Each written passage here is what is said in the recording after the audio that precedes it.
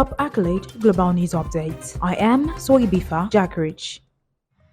UN judges in The Hague will rule on Friday whether to order Israel to suspend its military campaign in Gaza as officials push ahead with efforts to negotiate a new deal for a ceasefire and release of more Israeli hostages. On the ground, the Israeli military said on Friday it was still engaged in intensive battles in the heart of Khan Younis, the main city in the south of the enclave, with forces striking dozens of Hamas fighters and infrastructure from the air and ground. It said forces also fired at Hamas targets in northern Gaza and along the Gaza coastline. Gaza officials said on Thursday that Israeli strikes killed 20 Palestinians queuing for food aid in Gaza City, 11 people in central Gaza's Al-Nusayrat refugee camp, and at least 50 people in the prior 24 hours in Khan Younis, where Israel is currently focusing the brunt of its might. The judges of the International Court of Justice (ICJ) also called the World Court are due to rule on Friday on South Africa's request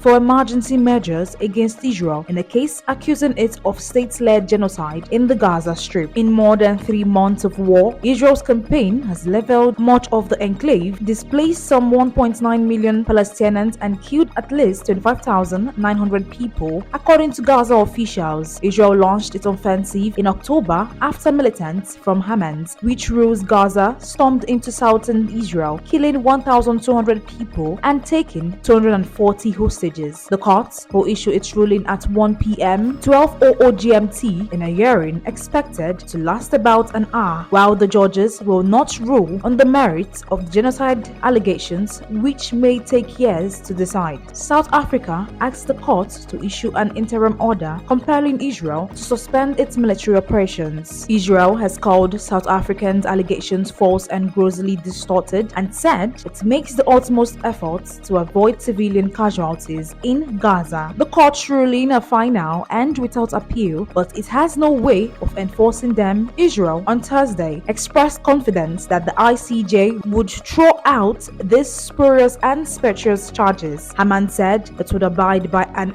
ICJ ceasefire order if Israel reciprocates.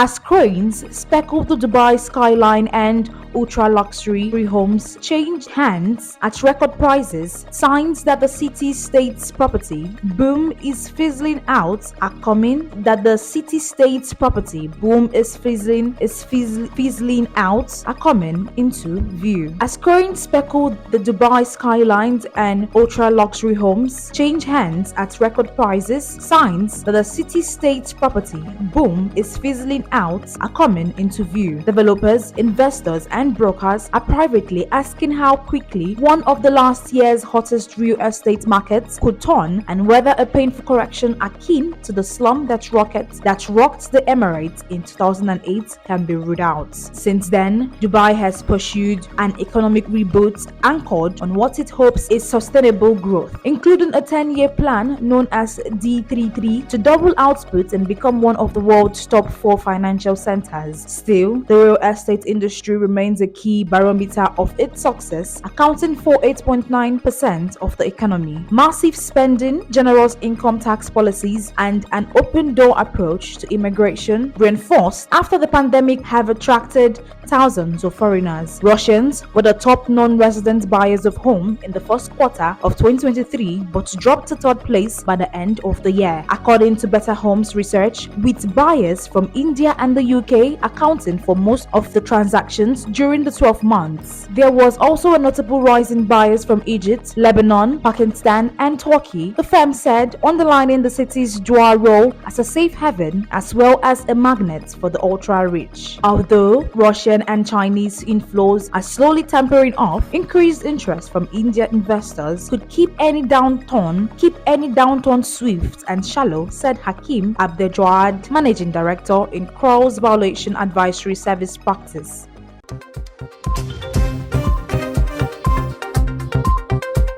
Alabama on Thursday executed convicted murderer Kenneth Smith, who held his breath in vain as officials asphyxiated him with nitrogen gas. The first use of a new method of capital punishment since lethal injections began in the US 4 decades ago, Smith, convicted of a 1988 murder for hire, was a rare prisoner who had already survived one execution attempt. In November 2022, Alabama officials aborted his execution by leather injection after struggling for hours to insert an intravenous lined needle in his body. The state has called its new closely watched protocol the most painless and humane method of execution known to man. It's predicted Smith would lose consciousness in under a minute and die soon after, although witnesses on Thursday said it appeared to take several minutes longer. Alabama has touted asphyxiation as a simpler alternative for prison systems that struggle to find either veins or the required drugs for lethal injections. Human rights groups, United Nations, torture experts, and lawyers for Smith had sought to prevent it, saying the method was risky, experimental, and could lead to an agonizing death or non-fatal injury. In Smith's second and final trip to the execution chamber on Thursday, executioners restrained him in a gunnery and strapped a commercial industrial safety respiratory mask to his face. A canister of pure nitrogen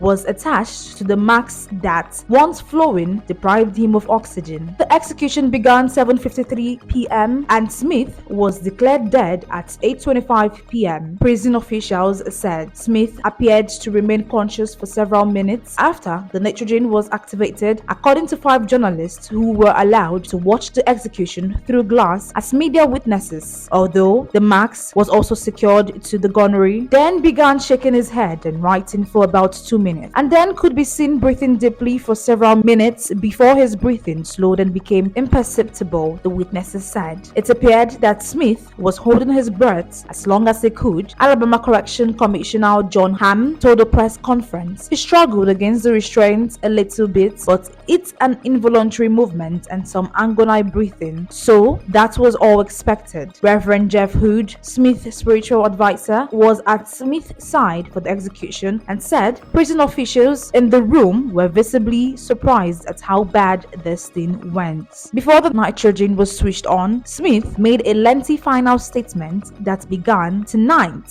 Alabama caused humanity to take a step backward."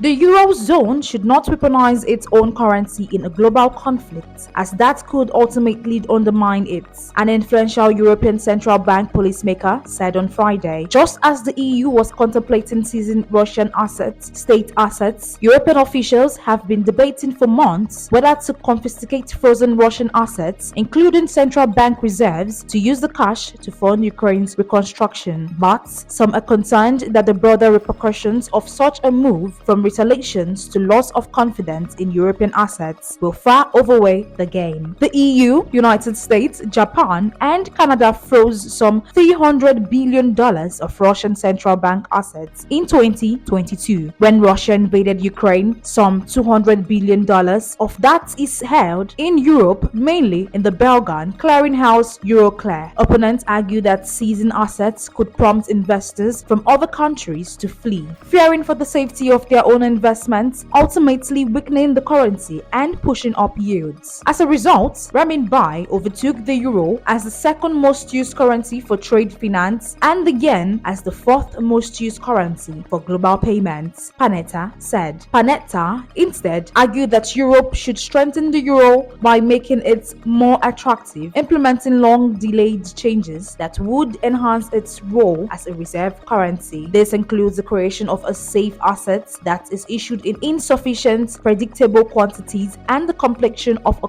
banking union that would reduce the difficulty of cross-border banking. Another step would be an efficient payment and market infrastructure system across the bloc, he said.